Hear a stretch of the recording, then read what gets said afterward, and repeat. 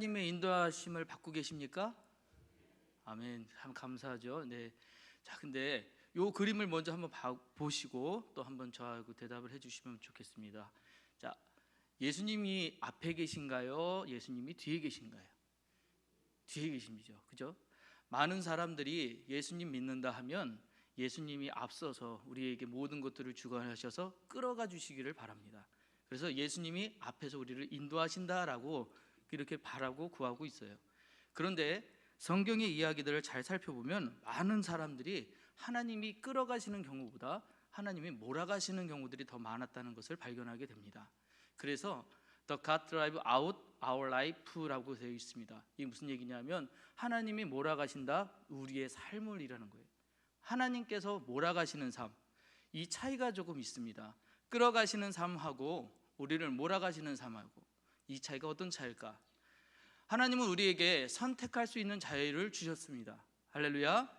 우리에게 선택할 수 있는 자유를 주셨어요. 자, 그래서 우리로 하여금 이것이냐 저것이냐 언제든지 선택할 수 있게끔 기회를 주십니다.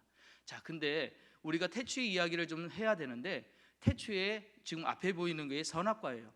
저 선악과를 따 먹을 것이냐 아니면 먹지 않을 것이냐를 이제 선택하게 하셨습니다. 많은 사람들이 이 선택의 문제에 있어서 태초에 처음에 하나님께서 선택하게 하셨을 때 생명나무와 선악과 나무를 선택하는 것으로 잘못 이해를 합니다. 그것이 아니라 생명나무와 선악과 나무를 선택하는 것이 아니라 이 선악과 나무의 열매를 먹을 것이냐 말 것이냐를 선택하게 하셨어요. 그 차이가 뭐냐면 하나님이 이 먹는 것에는 하나님 말씀에 순종할 것이냐, 먹지 않는 것에는 불순종할 것이냐, 이것을 우리가 선택하게 하셨다는 것이에요. 그래서 그 선택은 자유에 맡겨주셨습니다. 그 이후 우리도 현재까지 다 항상 모든 순간 선택을 하며 살 수 있습니다. 근데 그 선택이 한 경우가 아니라는 것이죠. 여러 경우 여러 방향으로 바뀔 수도 있습니다. 그런데 반드시 선택에는 책임이라는 것이 따릅니다. 그래서 아담과 하와가 선악과를 먹는 것을 선택했을 때 낙원 추방이라는 책임을 지게 되었습니다. 그리고 남자는 수고하여 땀을 흘려야 먹을 것을 먹게 하셨고, 여인에게는 아이를 잉태하는 그 어려움을 더하셨다고 성경은 이야기하고 있습니다. 이렇게 어떠한 선택이든지 선택에는 반드시 책임이 따르게 되어 있습니다. 자, 그런데 이 선택에 어떤 선택이 또 있을 수 있느냐 하면, 옳은 것을 선택하는 것과 그른 것을 선택할 수 있는, 이런 것들을 선택할 수 있는 차이가 있어요. 우리가 옳은 것도 선택할 수 있지만 그른 것도 선택할 수 있습니다. 이렇게 옳은 것과 그른 것을 선택할 수 있는 의지를 우리를 뭐라고 부르냐? 자유의지라고 부릅니다. 하나님께서 우리에게 주신 가장 큰 선물이 뭐냐? 저는 이 자유의지라고 생각을 해요. 오늘 여러분들이 이것을 선택할 수 있으세요. 그래서 여러분은 거룩한 것을 선택할 수도 있고 또 그렇지 못한 것을 선택할 수도 있으신 겁니다. 옳은 것을 선택했을 땐 하나님의 뜻대로 살게 되겠지요. 그런데 그른 것을 선택할 땐 하나님의 뜻과는 전혀 반대되는 삶을 살 수 있을 것입니다. 그것을 선택하는 의지가 누구에게 있느냐? 나에게 달려있다는 것, 그것을 우리에게 주신 이유가 우리를 사랑해서라는 걸 꼭 기억하셔야 됩니다. 여러분, 우리가 선택할 수 있는 그 자체의 그 자유가 왜 우리에게 정말 우리를 사랑해서냐 하면, 여러분 만약에 내 자녀가 로봇이라고 생각해 보세요. 그러면 걔는 명령어를 집어넣으면 그대로만 합니다. 그 아이에게 뭔가 기대할 수 있겠어요? 그 자녀에게 뭔가를 기대할 수 있겠습니까? 내가 시킨 대로만 한다. 물론 말 잘 들어서 좋을 수는 있습니다. 그러나 그 이상의 것을 기대할 수 없어요. 자유의지라는 것은 그래서 중요한 거예요. 내가 무엇을 선택하든지 간에 그 선택에 대한 책임을 지고 그 선택에 대해서는 옳을 수도 있고 그럴 수도 있지만 어찌됐건 간에 그 선택을 통해서 성장할 수 있는 것, 하나님은 이것을 우리에게 주신 것입니다. 이게 우리에게 주신 가장 큰 선물이라고 저는 생각해요. 자, 그래서 이 이야기를 여러분들이 머릿속에 두시고 오늘 제가 드리는 이야기를 조금 따라와 주시면 이야기가 조금 이해가 되시리라 생각합니다. 느부갓네살이라는 사람이 있었습니다. 바벨론의 왕입니다. 이때 이 사람의 이름은 느부갓네살, 그 뜻은 느보여 나에게 지계석을 주옵소서. 이 이름에서 알 수 있다시피 이 사람은 정복하는 데 굉장히 큰 야욕을 가졌던 사람입니다. 그래서 애굽을 치기 위하여 이 계속해서 남하하던 과정 중에 이제 그 중간에 걸리는 이 예루살렘도 침공하게 되었던 것이에요. 그것이 BC 605년경입니다. 이 605년경에 이 예루살렘을 침공해서 예루살렘의 성전을 완전히 무너뜨렸고요. 그리고 나서 이곳에 있는 그 귀족들과 그 다음에 성전에 있는 기물들을 가지고 자기 나라로 돌아갑니다.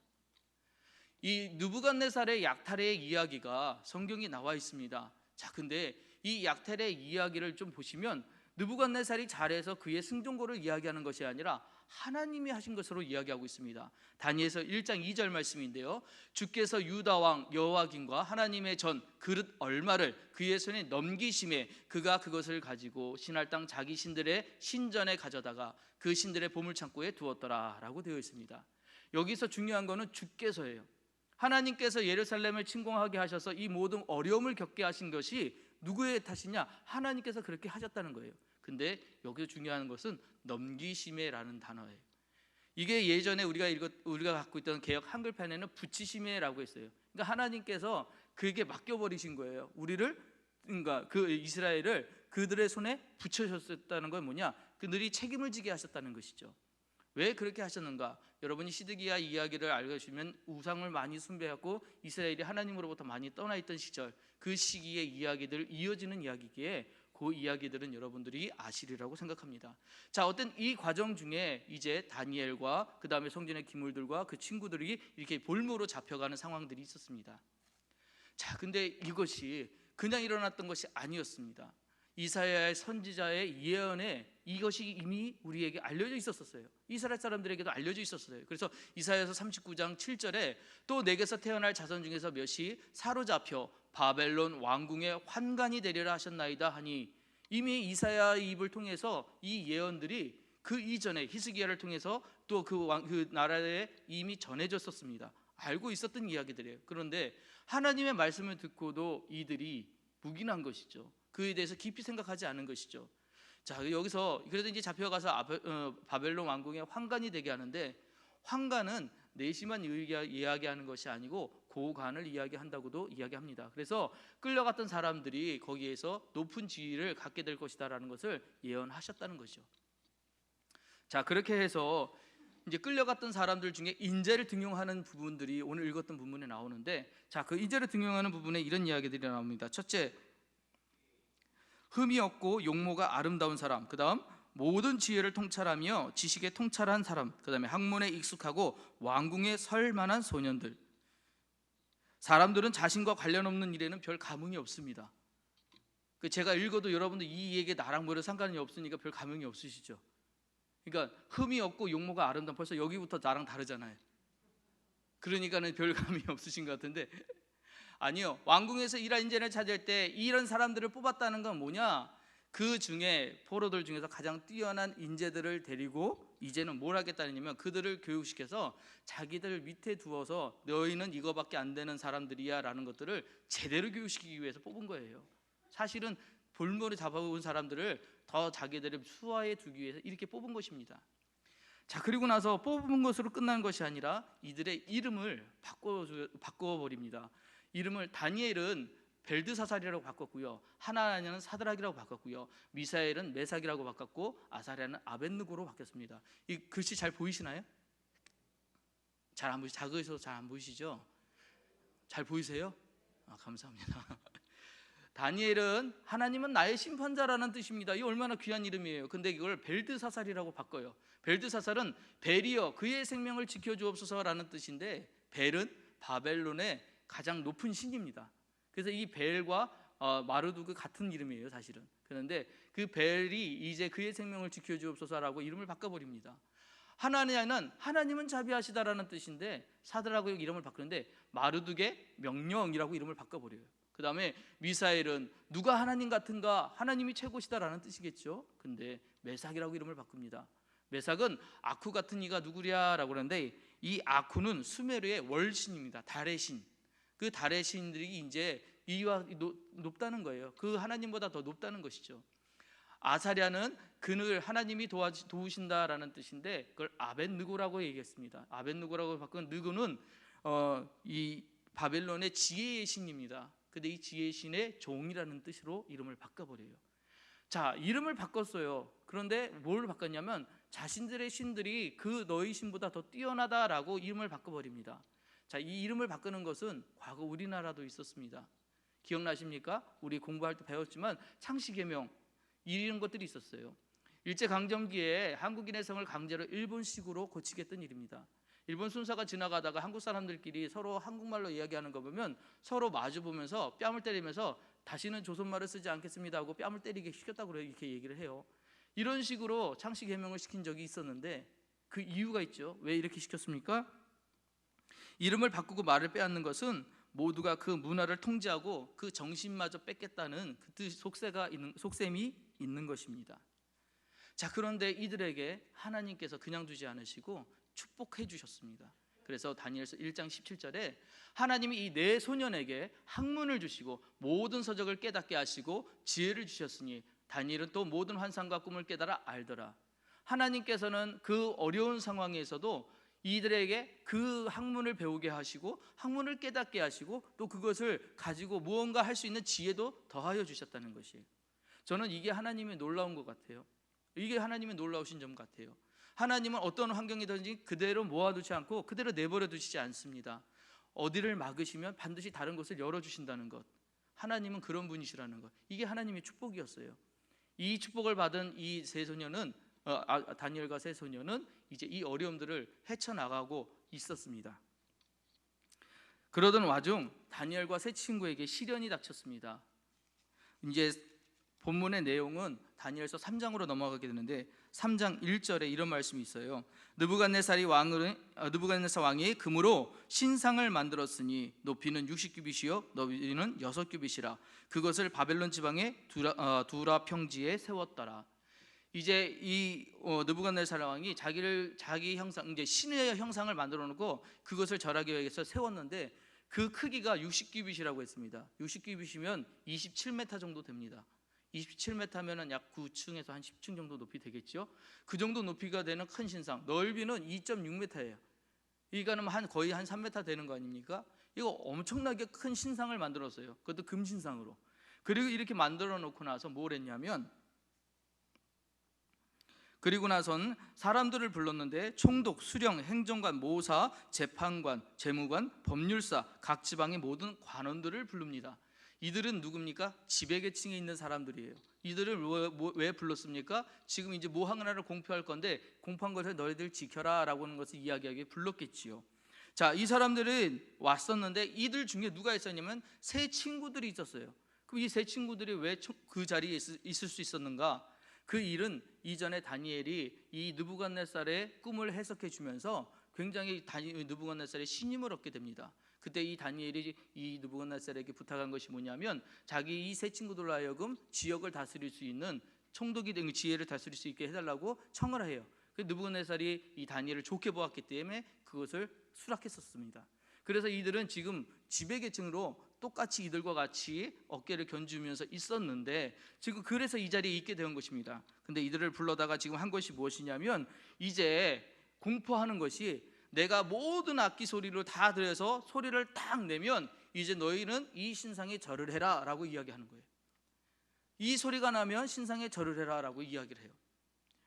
제가 이스라엘 여행 갔을 때 이슬람 문화권에 가면은 하루에 5번씩 꼭 울리는 소리가 있습니다. 이상한 그 사이렌 같은 게 울려요. 그러면 이슬람 사람들이 동일하게 그 소리만 나면 동쪽을 바라보면서 자리를 깔고 기도를 시작합니다. 저는 이어서 이 말씀을 듣기 준비를 하다가 보니까 이 문화가 혹시 이슬람에게 전달이 된 거 아닌가라고 생각을 했었어요. 이들이 이제 이 악기 소리가 빵 하면은 이제 이 신상에게 절을 하기 시작을 하는 거예요. 그리고 나서 그것으로 끝나는 게 아니라 만약에 금신상에 절을 하지 않으면 풀무불에 던져버릴 거다라고 공포를 해요. 자, 그 과정 중에 사람들이 이제 소리를 빵 내고 이제 이 신상에 절을 합니다.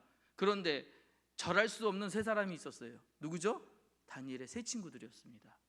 이들은 절을 할 수가 없었어요. 왜요? 자기의 신이 아니었기 때문에. 그래서 절을 하지 않았습니다. 그랬더니 바벨론 사람, 갈대아 사람이 이들을 참소를 합니다. 저기 세 사람은 절하지 않았다고.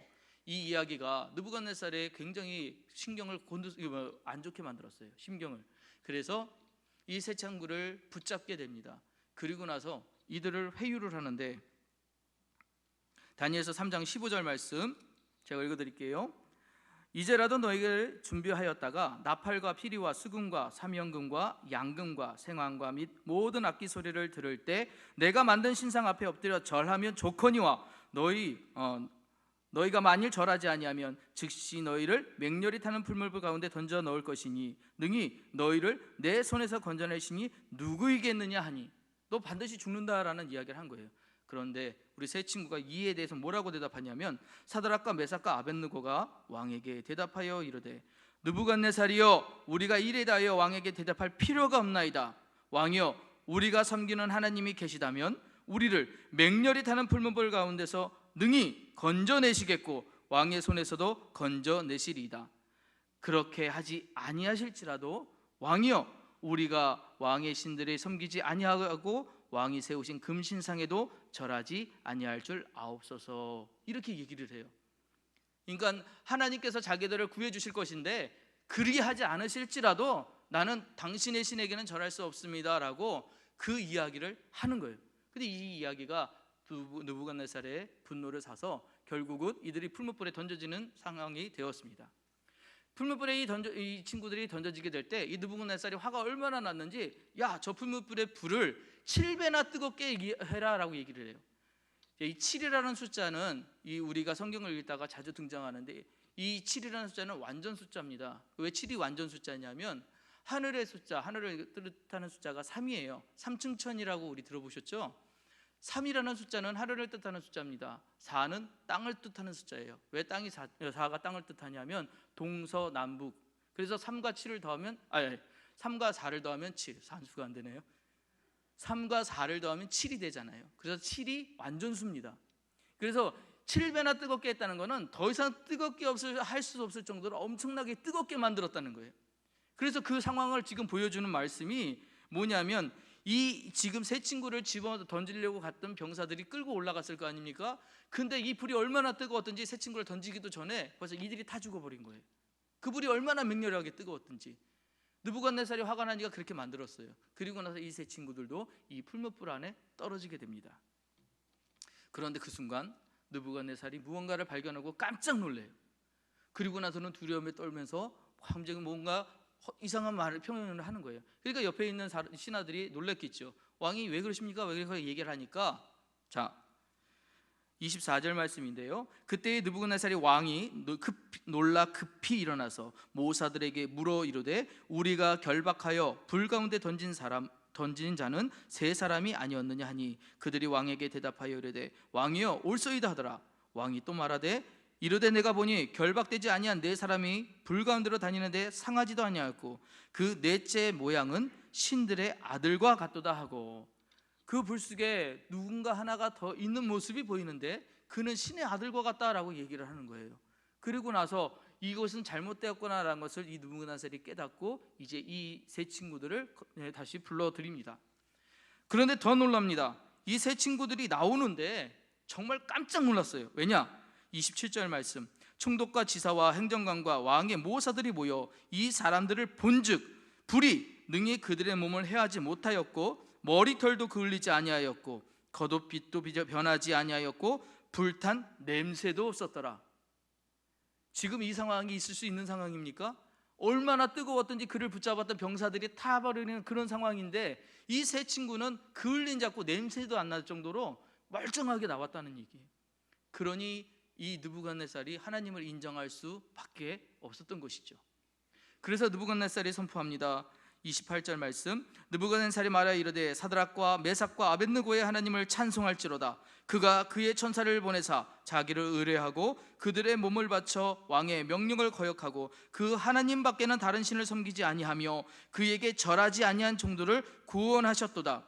그러므로 이제 내가 조서를 내리노니 각 백성과 각 나라와 각 언어를 말하는 자가 모두 사드락과 메삭과 아벳느고의 하나님께 경솔히 말하거든 그 몸을 쪼개고 그 집을 거름토로 삼을지니 이는 이 같은 사람을 구원할 다른 신이 없음이라 하더라.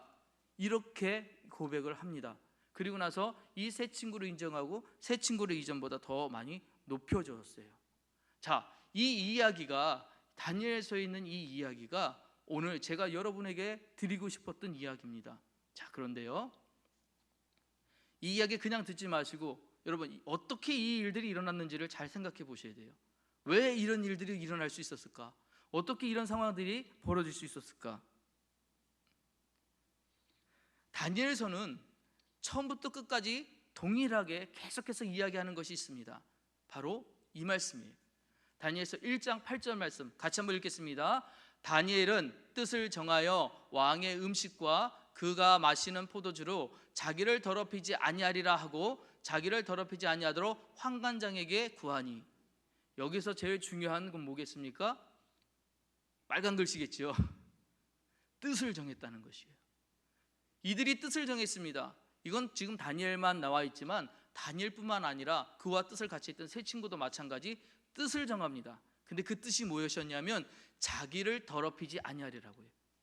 그럼 자기를 더럽히지 아니한다는 게 무슨 말씀이냐? 이거는 곧 하나님만이 나의 주인이시다. 그분의 합당한 삶을 살겠다. 어떠한 상황과 환경에서도 나는 타협하지 않겠다라고 하는 뜻을 정했다는 것이에요. 그 뜻을 정했기에 지금 이런 뜨거운 풀무불에 던져버린다는 이런 위협도 이들에게는 그닥 그렇게 중요한 일이 아니었던 것입니다. 그래서 이들이 그리 아니하실지라도라는 이야기를 했던 것이에요. 뜻을 정하다는 것은 히브리 말로 레브라고 하는데 이 레브는 중심, 마음, 이것은 뜻이라는 뜻입니다.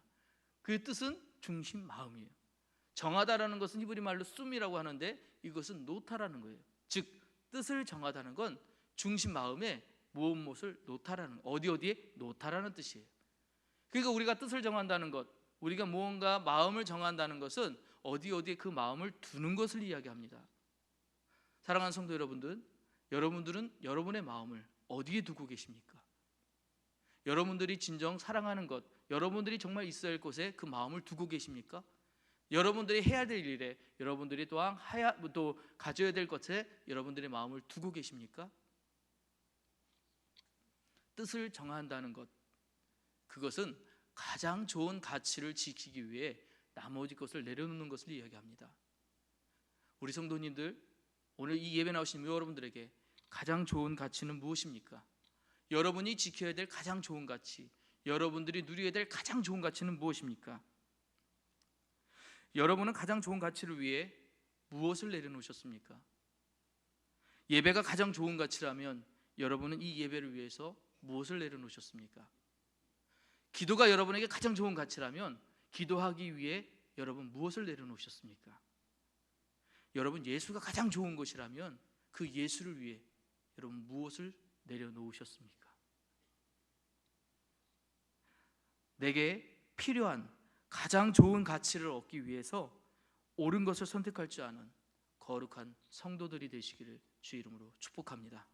기도하시겠습니다.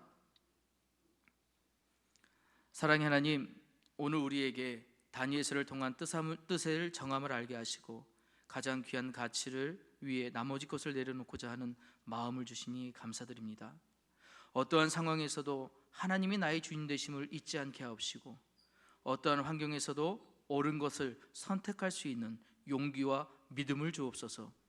세대를 분별할 수 있는 지혜를 주옵시고 주위를 돌볼 수 있는 주님의 마음을 갖게 하여 주옵소서. 긴 코로나19 상황으로 지쳐있는 교우들과 이 나라를 굽어 살펴주시고 힘주시고 회복을 허락하여 주옵소서. 우리 교회의 모든 기관들을 축복하여 주시고 선교회와 속회와의 모임이 활성화될 수 있도록 상황과 여건을 주관하여 주옵소서. 우리를 사랑하사 끝까지 사랑하신 예수님의 이름으로 기도합니다. 아멘.